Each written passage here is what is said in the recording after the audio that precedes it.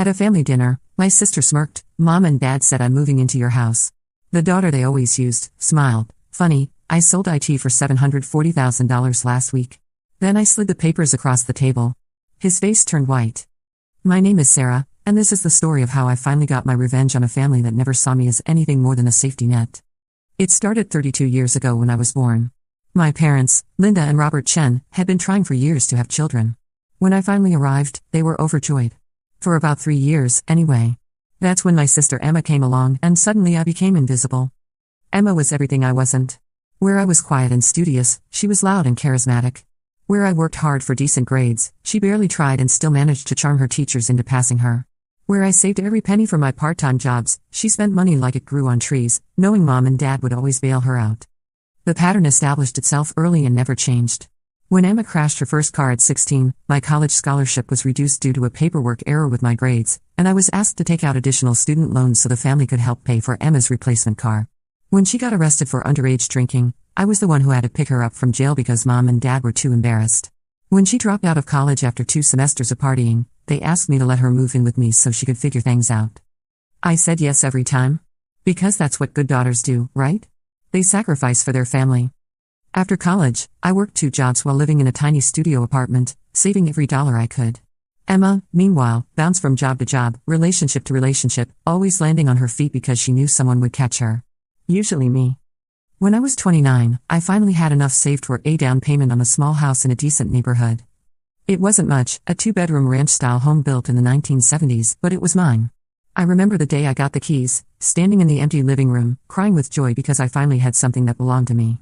Emma's reaction when she saw it was typical. "It's so small," she said, wrinkling her nose. "And the kitchen is so outdated. You should have waited and saved more money." But I love that house. I spent weekends painting walls, refinishing the hardwood floors, and slowly updating fixtures. I planted a garden in the backyard and installed a fence. I made it a home. Of course, Emma ended up living there anyway.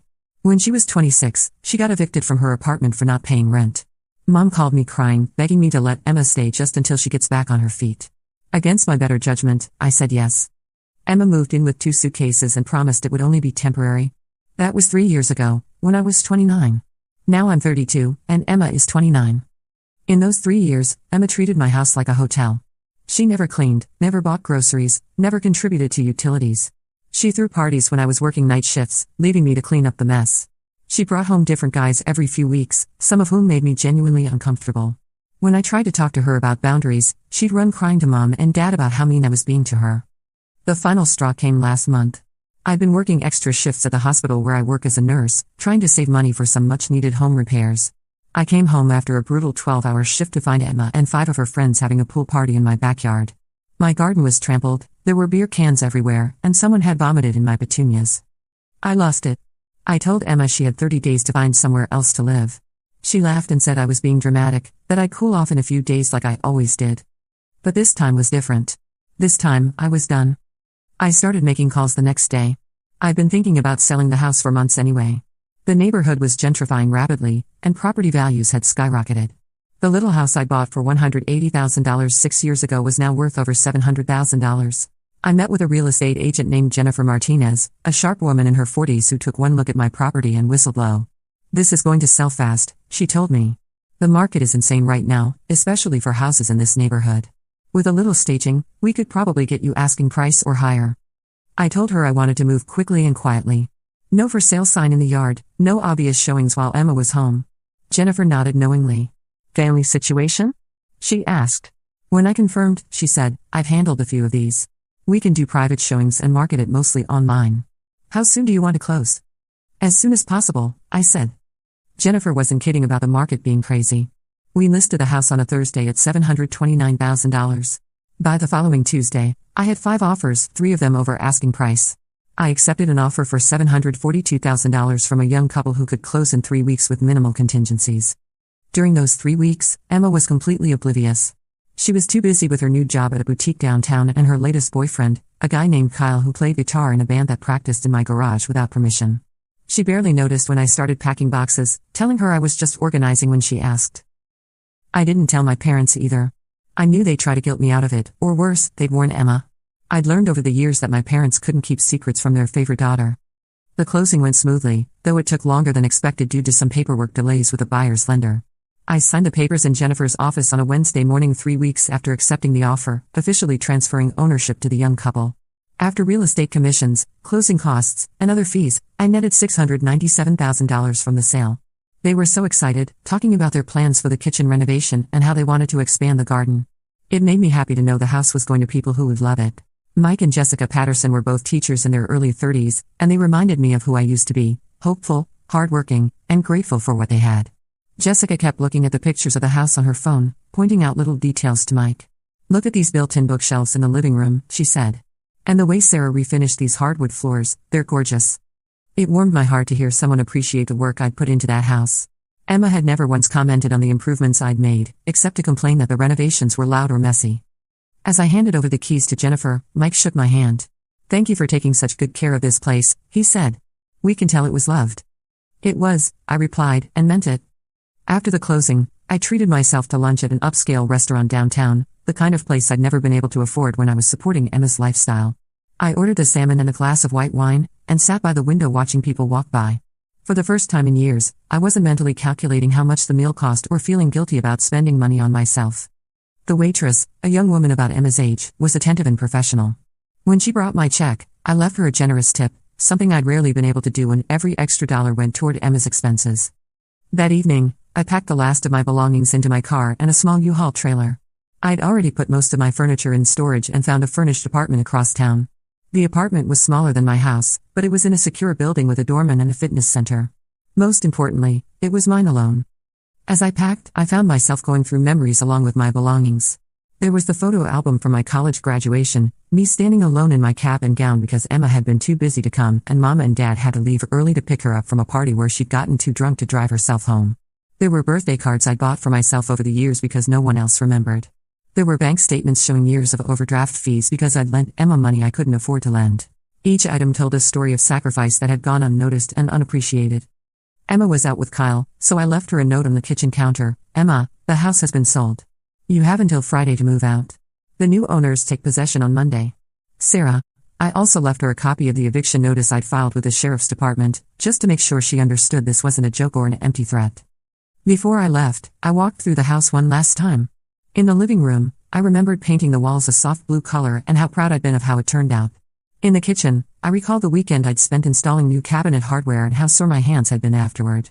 In the backyard, I looked at what remained of my garden after Emma's party and felt a pang of sadness for the flowers that had been trampled. But the sadness was mixed with relief. I wouldn't have to worry about Emma's friends destroying my property anymore. I wouldn't have to come home from work to find my space invaded by people I didn't know or trust. I wouldn't have to lie awake at night wondering if the strange man Emma had brought home was dangerous. I locked the door for the last time and drove away. In my rearview mirror, I watched the house get smaller until it disappeared around the corner. A chapter of my life was ending, and I was ready for whatever came next. My new apartment was a revelation. It was quiet, no music blasting at all hours, no friends coming and going at random times. It was clean, no dishes left in the sink for days, no clothes scattered on furniture, no mystery stains on the carpet. It was peaceful, no drama, no emergencies, no one demanding my attention or money. The first morning I woke up there, I made myself coffee and sat on the small balcony, watching the sunrise. I couldn't remember the last time I'd been able to enjoy a quiet morning without worrying about what Emma might have gotten into the night before.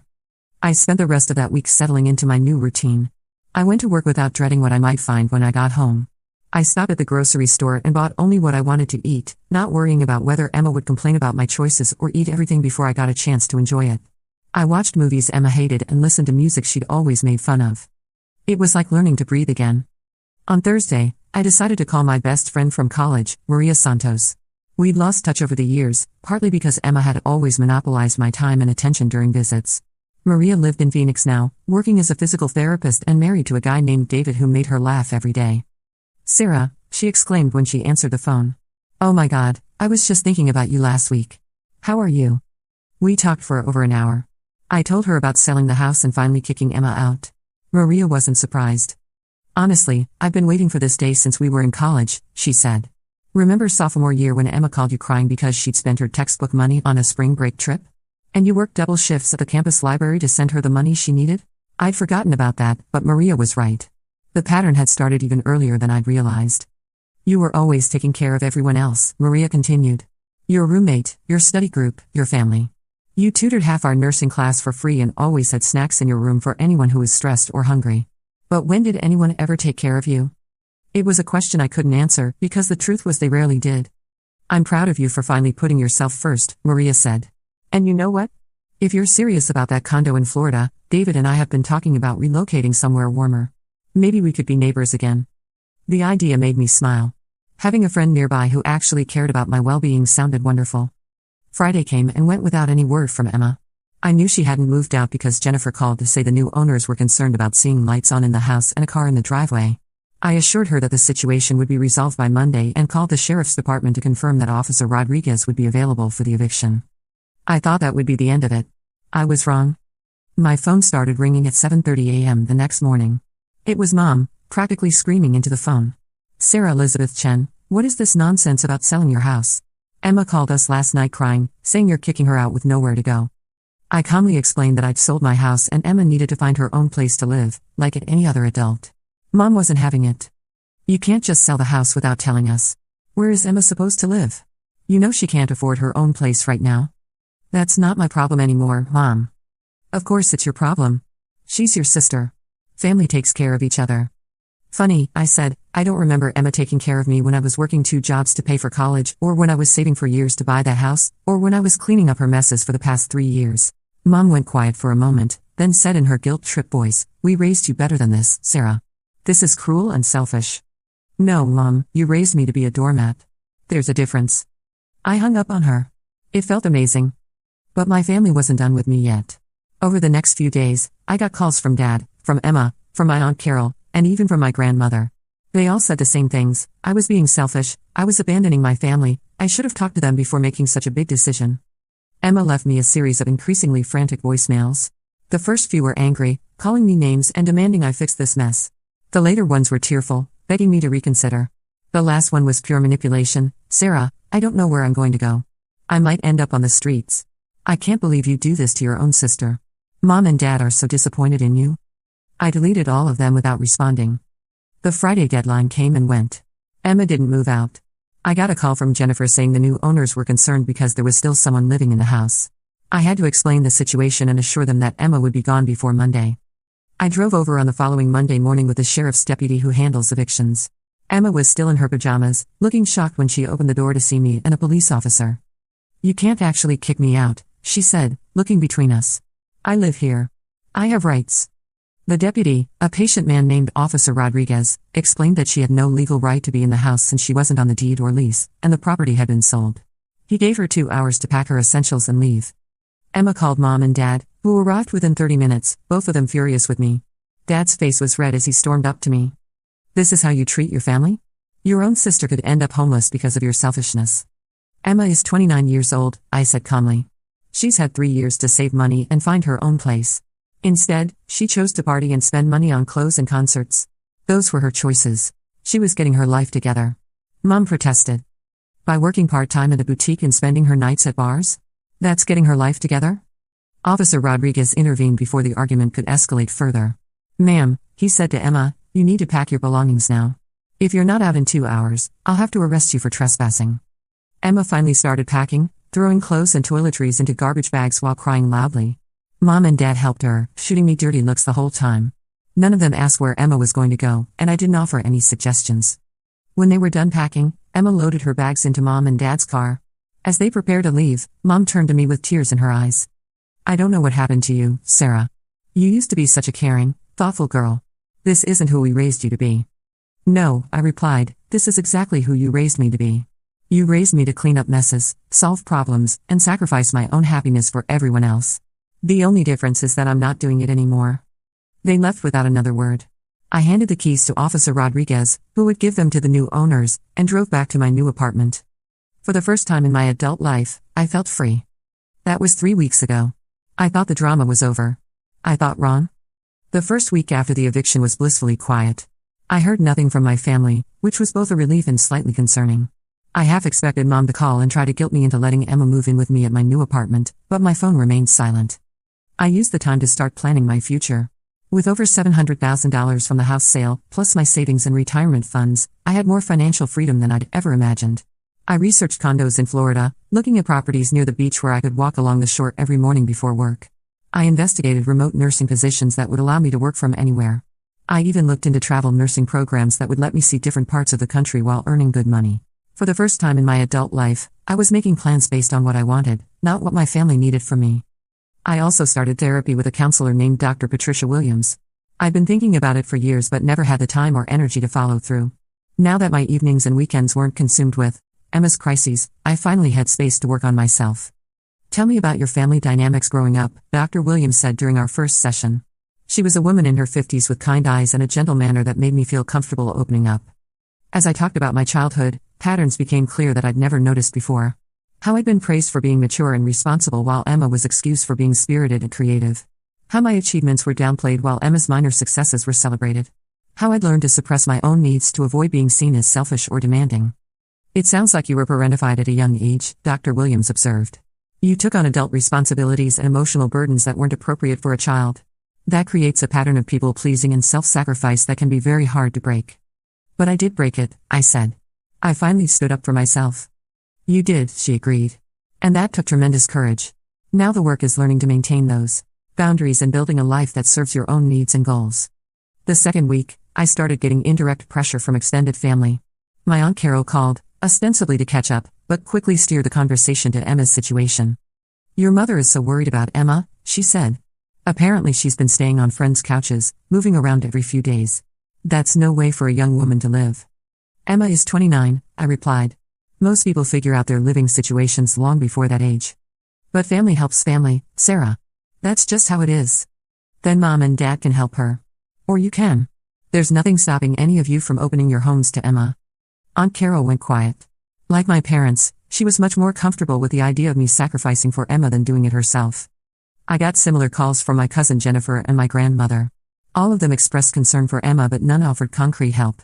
They all seemed to believe that taking care of Emma was specifically my responsibility, as if being her older sister made me her permanent guardian. The third week brought more direct pressure. Dad called while I was at work, leaving a voicemail that was clearly meant to make me feel guilty.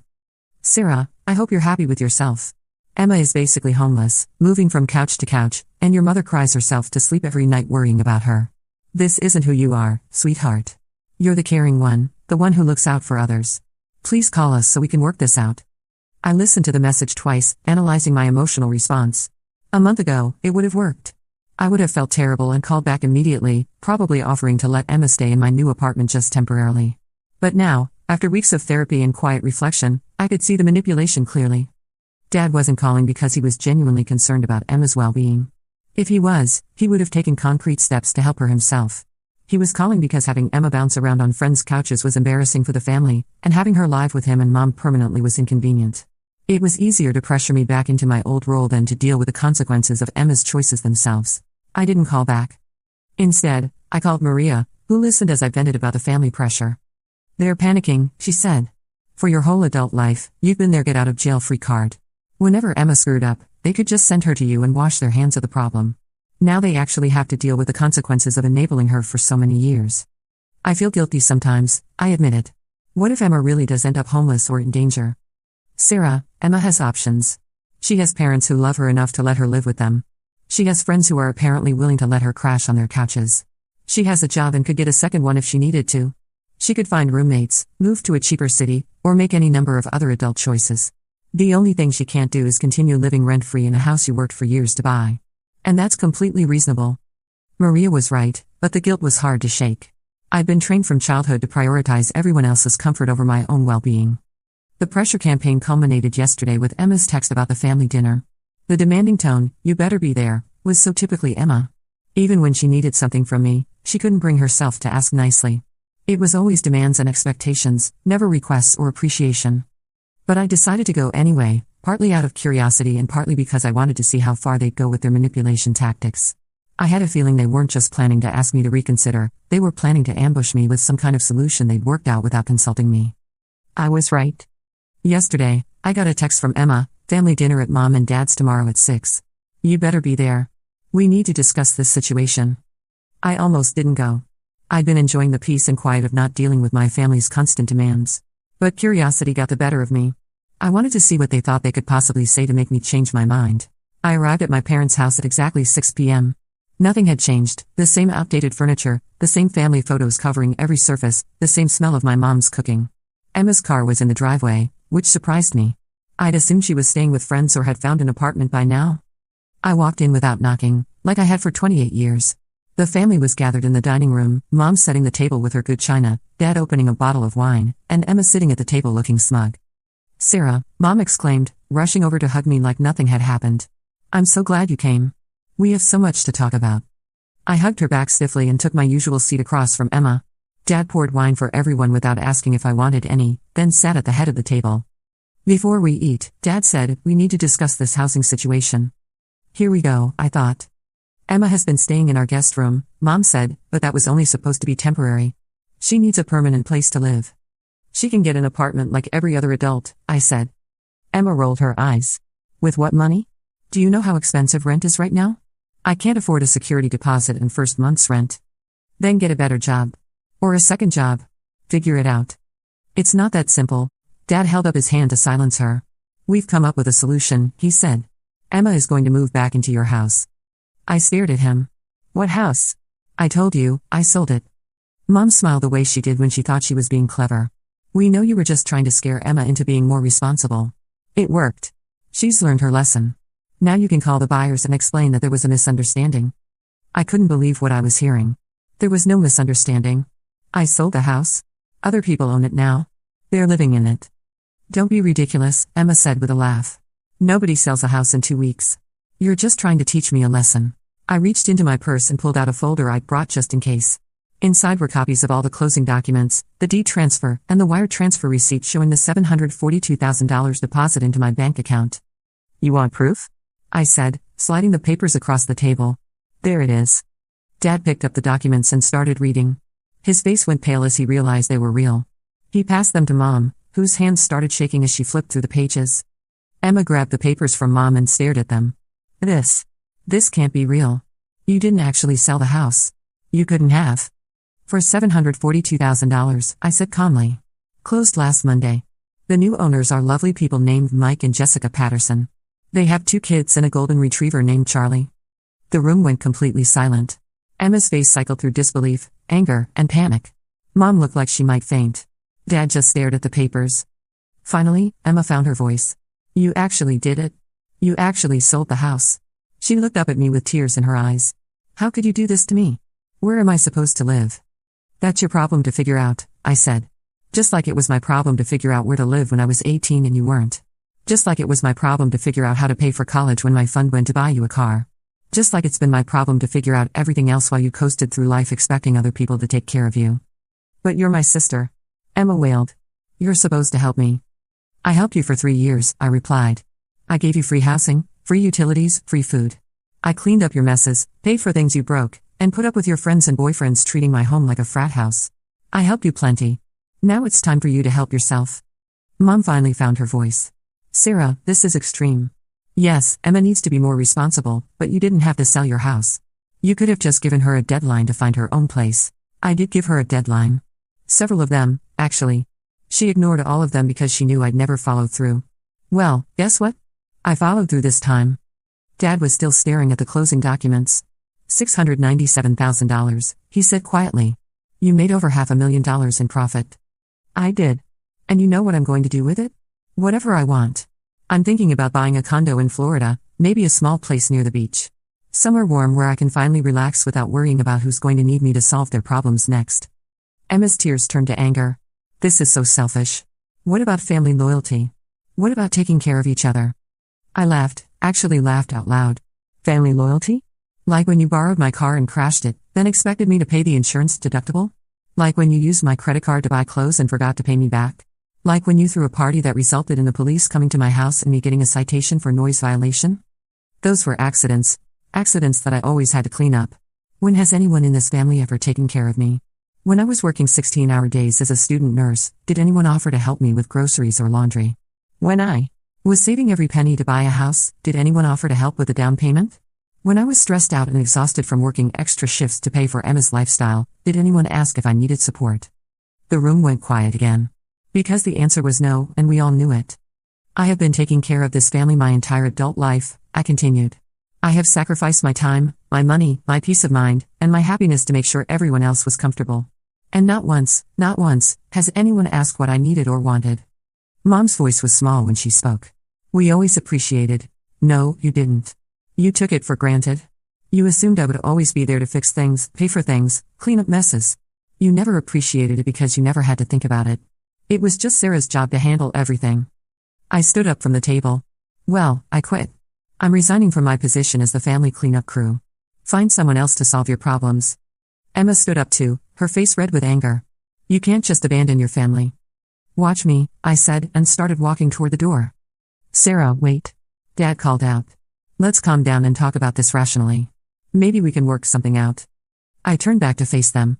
Work what out? Emma needs a place to live, and I no longer have an extra bedroom to offer her. That's the beginning and end of it. She's an adult. She can figure it out like every other adult in the world. But she doesn't have anywhere to go, Mom pleaded. Then maybe you should let her live with you permanently. Put your money where your mouth is about family loyalty and taking care of each other. The suggestion clearly horrified them. Emma had been staying in their guest room for 3 weeks, and I could see the strain it was putting on their marriage. Emma's mess and chaos was a lot easier to deal with when it was happening in someone else's house. That's not a long-term solution, Dad said carefully. Your mother and I are planning to downsize soon, maybe move to a retirement community. Sounds like a personal problem, I said. Emma's voice turned desperate. Sarah, please. I'm sorry, okay? I'm sorry I took advantage of you. I'm sorry I didn't help around the house or pay rent. I'll do better, I promise.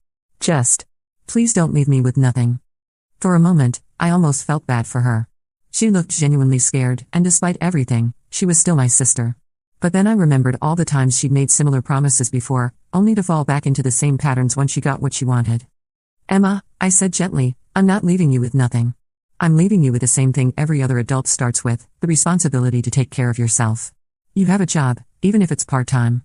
You have friends who can help you find roommates or crash on couches while you save money. You have parents who clearly care about you enough to let you live in their guest room. You have options. You just don't like any of them because they all require you to take responsibility for your own life. But I don't know how, she whispered. Then learn. The same way I learned when I was 18 and you were 15 and got all the attention and resources. The same way millions of other people learn every day. Figure it out. I headed for the door again, but Mom blocked my path. Sarah, please don't leave like this. We're family. We should stick together. Mom, I love you, but I'm done being the only one who sacrifices for this family. If you want to help Emma, help her. If Dad wants to support her, he can support her. But I'm not doing it anymore. I gently moved past her and walked out the door. Behind me, I could hear Emma crying and my parents trying to comfort her. Part of me felt guilty for leaving, but a bigger part of me felt relief. I drove home to my new apartment, a small but bright one-bedroom place with a view of the city, and poured myself a glass of wine. For the first time in my adult life, my phone wasn't ringing with someone else's emergency. No one needed me to solve a problem or pay for something or clean up a mess. It was quiet. It was peaceful. It was exactly what I needed. I know my family thinks I'm being cruel and selfish. Maybe I am. But I spent 28 years being selfless, and where did it get me? Exhausted, broke, and taken for granted. Emma will figure out her living situation, one way or another. She might have to get a second job, or find roommates, or move to a cheaper city. She might have to sell some of her designer clothes or give up her expensive hobbies. She might actually have to budget and plan and take responsibility for her choices. In other words, she might have to do what I've been doing my entire adult life. And if my parents are so concerned about family loyalty and taking care of each other, they can start by taking care of their younger daughter themselves instead of expecting me to do it for them. As for me, I'm finally free. Free to make decisions based on what I want instead of what everyone else needs. Free to spend my money on myself instead of cleaning up other people's messes. Free to live my life without constantly worrying about who's going to need rescuing next. The next morning, I woke up in my quiet apartment and made myself pancakes for breakfast, something I'd never been able to do when Emma lived with me because she'd eat them all before I got any. I sat on my balcony with my coffee and started browsing real estate listings in St. Petersburg, Florida. I'd done some research and found that St. Pete had a thriving healthcare system, beautiful beaches, and a growing art scene. The cost of living was reasonable, and I could buy a nice condo near the water for less than half of what I'd netted from selling my house. The rest of the money could go into investments and savings, giving me financial security I've never had before. One listing caught my eye, a 2-bedroom condo on the 15th floor of a building right on Tampa Bay. The photos showed floor-to-ceiling windows with water views, a modern kitchen with granite countertops, and a balcony where I could watch the sunset every evening. The building had a pool, a fitness center, and a concierge service. It was the kind of place I'd always dreamed of living but never thought I could afford. Now, suddenly, I could. I called a listing agent, a woman named Susan Rodriguez, who sounded enthusiastic when I explained I was looking to relocate from the Midwest. "This unit just came on the market yesterday," she said. "The owner is motivated to sell quickly because they're relocating for work. I think you'd love it. When can you come see it?" "How about next weekend?" I said impulsively. "I could fly down on Saturday and see it then." "Perfect. I'll set up the showing." After I hung up, I realized I'd just made a major life decision in about 10 minutes. The old Sarah would have agonized over such a choice for months, making pros and cons lists and seeking approval from everyone in her family. The new Sarah trusted her instincts and acted on them. That afternoon, I called my supervisor at the hospital and requested a week of vacation time for the following month. If I liked the condo and decided to make an offer, I'd need time to arrange the move and find a new job in Florida. "Is everything okay, Sarah?" my supervisor asked. "This is pretty sudden for you?" I'd been working at the same hospital for 8 years, and she was right that I rarely took spontaneous time off. Usually, any vacation days I requested were because I needed to help Emma with some crisis or another. "Everything's great," I said. "I'm just exploring some new opportunities." It felt good to be making plans that had nothing to do with fixing someone else's problems. I spent the rest of the week tying up loose ends and preparing for my Florida trip. I researched hospitals and nursing agencies in the St. Petersburg area and updated my resume. I also looked into the process of applying for a Florida nursing license by endorsement. I read about the neighborhoods and local amenities. For the first time in years, I felt excited about the future instead of dreaded about what crisis might come next. On Thursday, I got another call from my cousin Jennifer, who'd clearly been recruited by my parents to continue the pressure campaign. "Sarah, I just wanted to check on you," she said in that fake sweet tone people use when they're about to ask for something. "I heard about this situation with Emma, and I'm really concerned about how this is affecting the family." "What situation would that be?" I asked innocently. "You know, her not having a stable place to live. It's causing so much stress for your parents." "I'm sure it is. Maybe they should help her find an apartment." "Well, that's actually why I'm calling. I was wondering if you'd consider just buying Emma a small place of her own? You made so much money from selling your house, and it would solve everyone's problems." I was so stunned by the audacity of the suggestion that I almost laughed. "You think I should buy Emma an apartment? It doesn't have to be anything fancy. Just a small one-bedroom somewhere affordable. Think of it as an investment. You could charge her rent and eventually get your money back." "Jennifer, Emma couldn't pay me $50 a month in rent when she was living in my house. What makes you think she'd be able to afford market rent on an apartment I bought her? She'd be more motivated if it was her own place." "No," I said firmly. "I'm not buying Emma an apartment. I'm not buying Emma anything. I'm done being the family ATM." "But you have so much money now. My money is not available for Emma's housing needs. If you're so concerned about her situation, you're welcome to help her yourself." I hung up on her, too. It was becoming a habit, and I liked it. By Friday, I was looking forward to my Florida trip more than I'd looked forward to anything in years. I packed light, just a weekend bag with casual clothes and my laptop. I booked a hotel near the beach and made dinner reservations at a highly rated seafood restaurant. This trip was purely for me, funded by money that was purely mine, planned around activities I actually wanted to do. It was revolutionary. Saturday morning, I flew to Tampa and took an Uber to St. Petersburg. The weather was perfect, sunny and 78 degrees with a gentle breeze off the water. Palm trees lined the streets, and everything felt relaxed and unhurried compared to the constant rush of the Midwest. Susan Rodriguez met me at the condo building, which was even more impressive in person than in the photos. The lobby was elegant, with marble floors and contemporary furniture. The concierge smiled and nodded as we walked to the elevators. "The owner is asking $425,000, Susan said as we rode up to the 15th floor. "But like I mentioned, they're motivated to sell quickly. I think there's room for negotiation." When she opened the door to the unit, I knew I was home. The views of Tampa Bay were spectacular, stretching out to the horizon in shades of blue and turquoise. The condo was larger than my apartment back home, with an open floor plan that felt spacious and airy. The kitchen was beautiful, with stainless steel appliances and a large island perfect for cooking. The master bedroom had its own balcony, and I could imagine waking up every morning to watch the sunrise over the water. The second bedroom could be an office where I could work remotely or pursue freelance nursing opportunities. "What do you think?" Susan asked. "I think I'd like to make an offer," I said.